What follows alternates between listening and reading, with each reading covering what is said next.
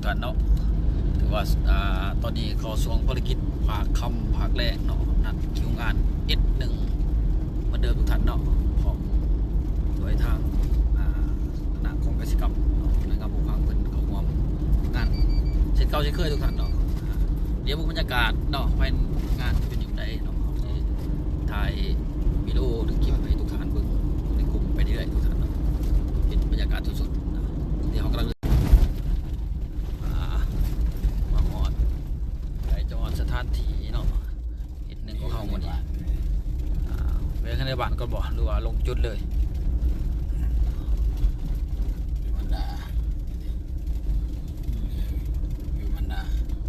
ไปแล้วเรียนลอยเยือนเลยไม่ได้เห็นคนเมียเราลงไปฝุ่นบอลจากทั่วเสียเนาะกำลังกาเกี่ยมเหมือนเดิมทุกท่านเนาะงานของกาเกี่ยมทางในบ้านเลยกำลังมาเตรียมคนประชาชนมาเขาหัวเหมือนเดิมทุกท่านเนาะกิจกรรมS1เขาเนาะฟังข้อมูลเรื่องราวของคุยก่อเสร็จสบายดีสบายดีเขาหลากรถไปบรรยากาศแต่ว่าดินเขาให้เบิ่งบรรยากาศงานS1เขาเนาะส่วนคำงานOTทุกท่านเนาะงาน OT ของS1เขาเหมือนเดิมมันก็เฮ็ดให้ดินเฮามีทางอย่าลืมว่าเฮาใส่ในการกสิกรรมเฮาเนาะก็คือยิ่งหลายปีในใดการมันฟังเนาะลงห่วงกิจกรรมS1เฮาดินบ่กินปุ๋ยติดตามการจะเริ่มโตของการเคลื่อนไหวของแต่ละหมู่บ้านเฮาตัวเนาะมันบ่มีราคาสูงคือกาแฟเฮาทุกวันนี้เฮาเองต้องการสิ่งดีๆให้มันเนาะเพราะฉะนั้นบางท่านก็สิเคยใส่แล้วบางท่านก็สิบ่เคยใส่คือปุ๋ยเฮาเนาะเพื่อมาปีกายก็มีหลายๆท่านที่เอาตัดสินใจใส่ไปแล้วเนาะแต่ว่าเขากับบริติดตามว่ามันเป็นแบบใดเนาะคือปีนี้เขาจะลงมาติดตามเลยเนาะเพราะว่าเขาจะมีวิชาการติดตามนะแต่ละบ้านที่ว่าเขาลงเขาจะเป็นแบบนั้นมันเป็นเรื่องงานรักของเขาเคียงคู่กับทั้งภาครัฐเพิ่นเนาะคือเมื่อนี้ได้เขาสิลงมาโดยพระราชการกับการให้ต่างๆในบ้านเพิ่นลงมาเขาต้องได้มาผ่านเพิ่นก่อนเนาะให้มันถูกต้องกับกฎหมายของบ้านของเมืองเขาเนี่ยเนาะบริษัทเขาจะเน้นความถูกต้องเป็นหนักเนาะเพราะว่าจะเป็นสินค้าทุกอย่างที่เขานำเข้ามาเนาะมันถูกต้องเบิดเนาะคือเป็นเครื่องสำอางอย่างต่างๆเนี่ยมันจะมีออยเป็นของเบิดเนาะเขาจะเน้นเสียเงินรายกับโบวาแต่ว่าขอให้มันถึงก่อนหลักการพอเป็นประชาชนบ้านเขาเองให้สามารถเข้าถึงกับราคาสินค้าเขาก็ย้อนว่าเขาหันจะหาสิ่งที่ดีที่สุดให้พอเมประชาชนบ้านเขาคนล่าได้ใส่สิ่งที่ดีเขาคิดใบแบบนั้นมาซะเพราะว่าเขาเป็นคนถูกมาก่อนเป็นคนดูเศร้าไฮเศร้าหน้าเขาอยู่กับธรรมศาสตร์เขาอยู่กับการปลูกให้ปลูกเขาปลูกมิยังเข้ามาหลายปีจนใหญ่จนในปีเฮ็ดวิชาสี่จังเลยเศร้าเห็นหน้าว่าซะปัจจุบันเนี่ยก็ยังเฮ็ดที่เขากับยังเฮ็ดกับพระเจ้าบริไม่เฮ็ด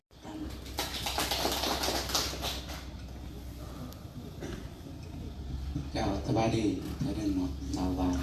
น้องรัวเนาะพระเจ้าคือคิดพระราชาวิไลวงศ์มาจากองค์การกติกรรมเมื่อประสงค์เฮานี้เนาะในนำตั้งหนาทำหน่วยงานผู้ฟังเนาะที่มาลงติดตามนำบริษัทเพื่อนนั้น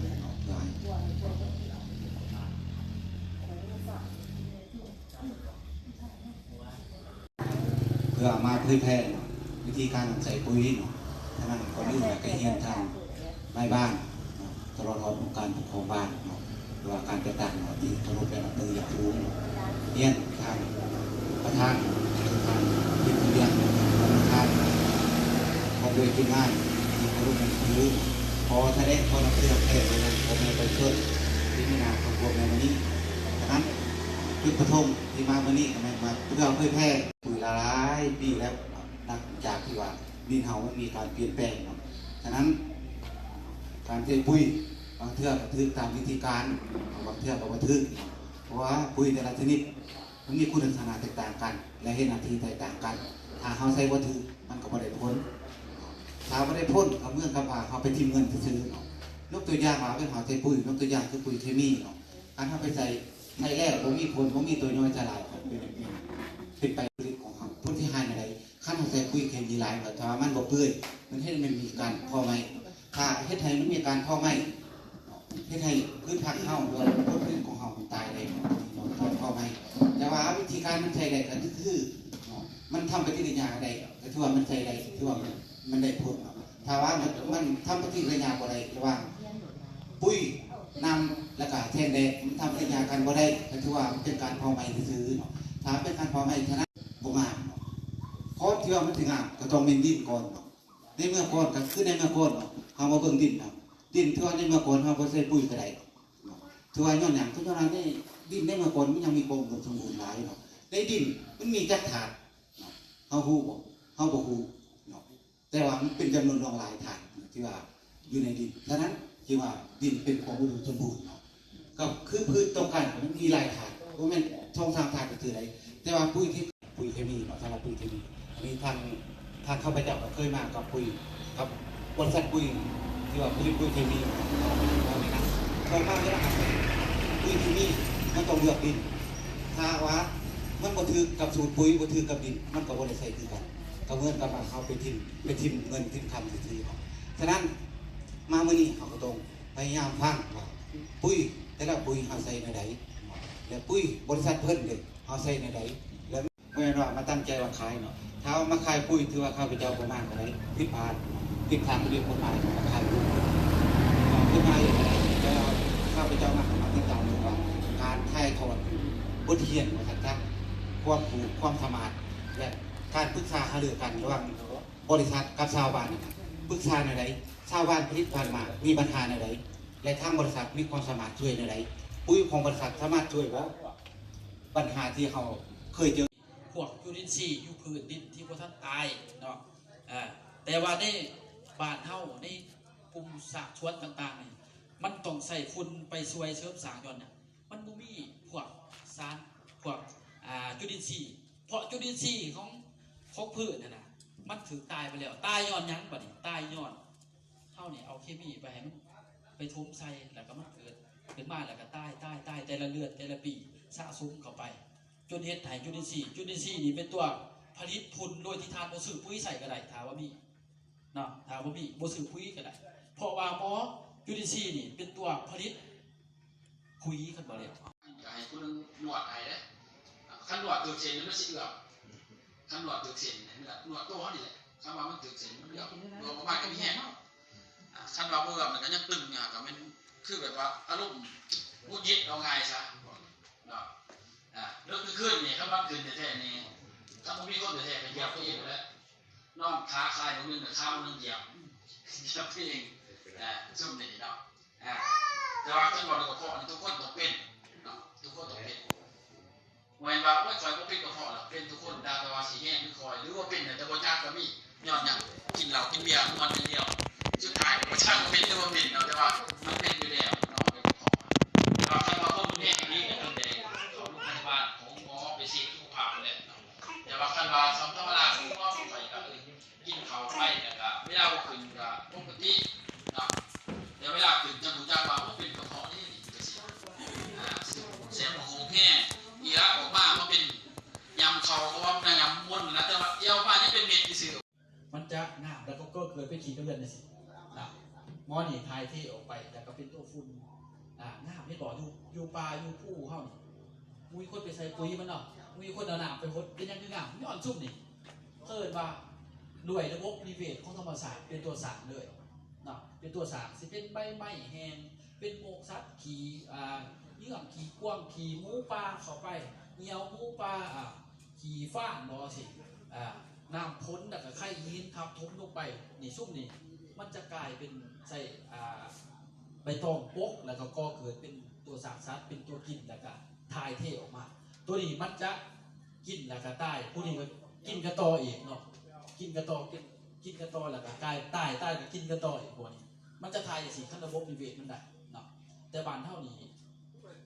มันตัวอะไรอย่างเงี้ยเพราะว่าเขาใส่เคมีไปขามันเนี่ยเว้นว่าใส่เคมีใส่ปั๊บกับตายโปรแกรมมันถือสะสมไปแล้วก็คอยเพชรดินแหนมแกนของกินในตลาดจะซื้ออย่างจากของกินจากมือแล้วเขาก็ประหยัดนะต่างๆนี่ปุ้ยคือกันแต่ว่าเวลาเขาซื้อเขาต้องซื้อให้มันซื้อกับคือปุ้ยซื้อแค่กับ พืชผักผลผลิตที่เราปลูกถ้าของกินก็เป็นชื่อถือกันครับผู้ที่จะกินเนาะฉะนั้นเพื่อรายละเอียดเกี่ยวกับปุ๋ยเนาะปุ๋ยก็เกษตรนาโนเนาะจะได้เนาะบริษัทอยู่ไสการผลิตอยู่ไสเนาะโรงงานอยู่ไสสำนักงานใหญ่อยู่ไสอยู่ลาวเฮามีบ่เนาะมีพนักงานจะได้ เพราะว่าข้าพเจ้าอยู่กับมันแต่กี้ใส่ปุ๋ยอันนี้เอาแถว่าเต้นยังหน่อยบ้านซะเนาะ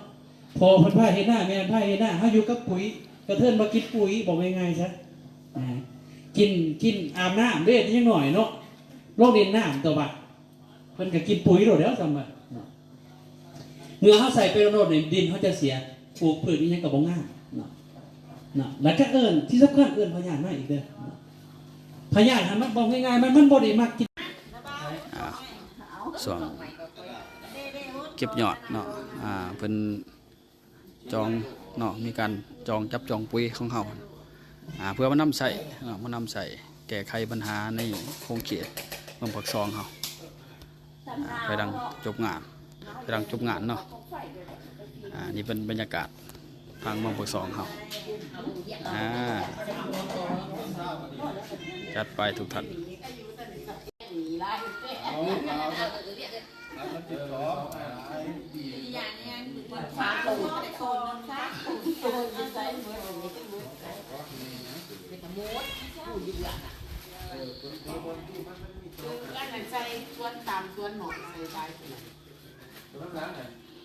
สวนข้าวไม้ใช่ไหม